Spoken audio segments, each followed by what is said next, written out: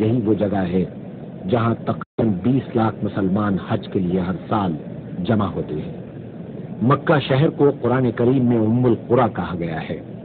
ارشاد باری تعالی ہے، یہ قرآن عربی ہم نے تمہاری طرف وحی کیا ہے تاکہ تم بستیوں کے مرکز شہر مکہ اور اس کے گرد و پیش رہنے والوں کو خبردار کر دو۔ حضرت ابراہیم علیہ السلام اللہ کے حکم سے جب اپنی بیوی ہاجرہ اور ننھے اسماعیل کو مکہ کی بے آب و گیا وادی میں چھوڑ کر جانے لگے تو آپ نے جاتے وقت یہ دعا فرمائی تھی جس کا ذکر سورہ ابراہیم کی 37ویں آیت میں ملتا ہے۔ ارشاد باری تعالی ہے، ربنا انی اسکنت من ذریتی بواد غیر ذی زرع عند بیتک المحرم ربنا لیقیموا الصلاة فاجعل افئدة من الناس تهوی الیہم وارزقهم من الثمرات لعلهم یشکرون۔ پروردگار، میں نے ایک بے آب و گیا وادی میں اپنی اولاد کے ایک حصے کو تیرے محترم گھر کے پاس لا بسایا ہے۔ پروردگار، یہ میں نے اس لیے کیا ہے کہ یہ لوگ یہاں نماز قائم کریں، لہذا تو لوگوں کو ان کا مشتاق بنا اور انہیں کھانے کو پھل دے، شاید کہ یہ شکر گزار بنی۔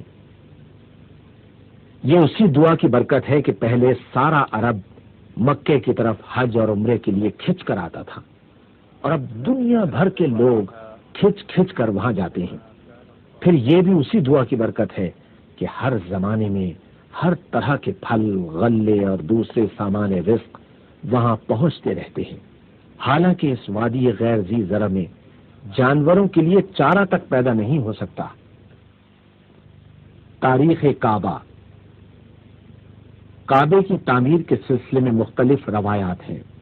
کعبے کو سب سے پہلے فرشتوں نے تعمیر کیا، اس کے بعد حضرت آدم علیہ الصلوۃ والسلام نے تعمیر کیا، ان کے بعد بیٹے حضرت شیس علیہ الصلوۃ والسلام نے، اور پھر حضرت ابراہیم علیہ السلام نے اپنے بیٹے حضرت اسماعیل علیہ الصلوۃ والسلام کے ساتھ اثر نو اس کو تعمیر کیا۔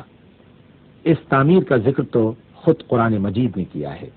اس کا ذکر سورہ بقرہ کی آیت نمبر 127 میں ملتا ہے۔ وَإِذْ يَرْفَعُ إِبْرَاهِيمُ الْقَوَاعِدَ مِنَ الْبَيْتِ وَإِسْمَاعِيلُ رَبَّنَا تَقَبَّلْ مِنَّا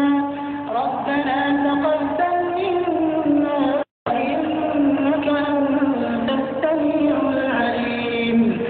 اور یاد کرو ابراہیم اور اسماعیل جب اس گھر کی دیواریں اٹھا رہے تھے تو دعا کرتے جاتے تھے، اے ہمارے رب، ہم سے یہ خدمت قبول فرما لے، تو سب کی سننے اور سب کچھ جاننے والا ہے۔ حضرت ابراہیم علیہ الصلوۃ والسلام کے زمانے میں کعبے کے ابتدائی آثار تو مٹ چکے تھے، مگر فرشتوں نے حضرت ابراہیم علیہ الصلوۃ والسلام کو وہ مقام بتا دیا تھا جہاں تعمیر ہوئی تھی۔ ہزاروں سال کے حوادث نے عرصہ ہوا اس کو بے نشان کر دیا تھا، البتہ اب بھی وہ ایک ٹیلا یا ابھری ہوئی زمین کی شکل میں موجود تھا۔ انہوں نے حضرت اسماعیل علیہ الصلوۃ والسلام کی مدد سے اس کو کھودنا شروع کیا تو سابقہ تعمیر کی بنیادیں نظر آنے لگیں۔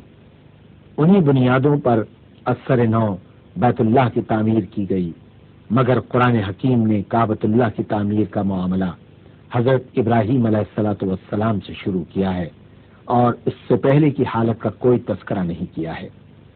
اس کا ذکر سورہ حج کی آیت نمبر 26 اور 27 میں ملتا ہے۔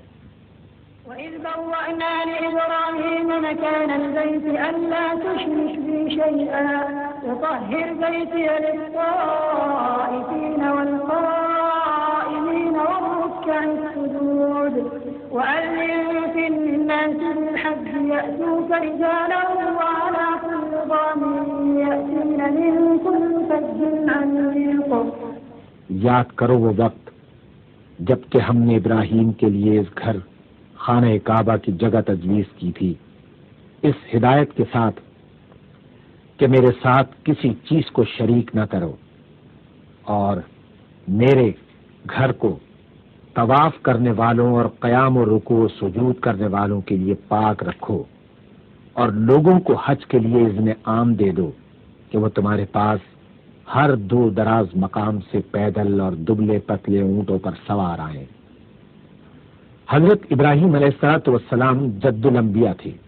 حضور اکرم صلی اللہ علیہ وآلہ وسلم کو بھی آپ ہی کی ملت کی پیروی کا حکم دیا گیا تھا۔ حضرت ابراہیم علیہ السلام دین اسلام ہی کے داعی تھے۔ سن 570 عیسوی یا 571 عیسوی میں جب یمن کا حاکم ابرہہ کعبے کو ڈھانے کے لیے مکہ پر حملہ آور ہوا تو اللہ تعالیٰ نے اپنے گھر کی حفاظت خود فرمائی اور اس کی فوج کو نیست نابود کر دیا۔ اس کا ذکر قرآن کریم کی سورہ فیل میں ملتا ہے۔ ألم تر كيف فعل ربك بأصحاب الفيل ألم يجعل كيدهم في تضليل وأرسل عليهم طيرا أبابيل ترميهم بحجارة من سجيل فجعلهم كعصف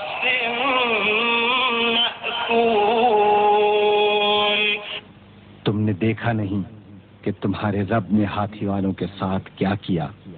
کیا اس نے ان کی تدبیر کو اکارت نہیں کر دیا اور ان پر پرندوں کے جھنڈ بھیج دیے جو ان پر پکی ہوئی مٹی کے پتھر پھینک رہے تھے، پھر ان کا یہ حال کر دیا جیسے جانوروں کا کھایا ہوا بھوسا۔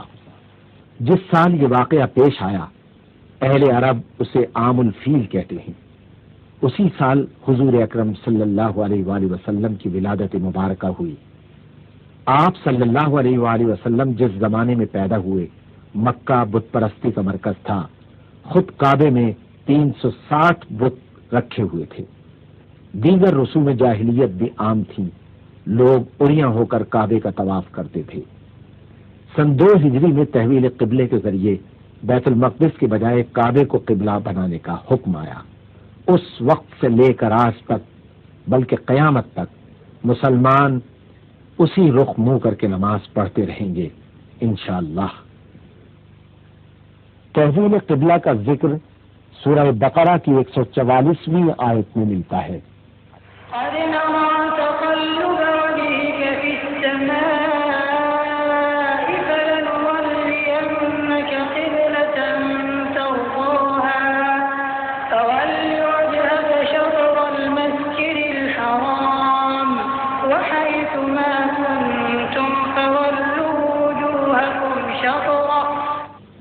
یہ تمہارے منہ کا بار بار آسمان کی طرف اٹھنا ہم دیکھ رہے ہیں۔ لو، ہم اسی قبلے کی طرف تمہیں پھیرے دیتے ہیں جسے تم پسند کرتے ہو۔ مسجد حرام کی طرف رخ پھیر دو۔ اب جہاں کہیں تم ہو اسی کی طرف منہ کر کے نماز پڑھا کرو۔ کعبۃ اللہ تمام دنیا کے مسلمانوں کا قبلہ ہے، جدھر رخ کر کے وہ نماز ادا کرتے ہیں۔ یہ امت مسلمہ کی وحدت کی علامت ہے۔ ہر مسلمان خواہ دنیا میں کہیں بھی ہو نماز کے لیے کعبۃ اللہ کی طرف رخ کرتا ہے۔ اس کا ذکر قرآن کریم کی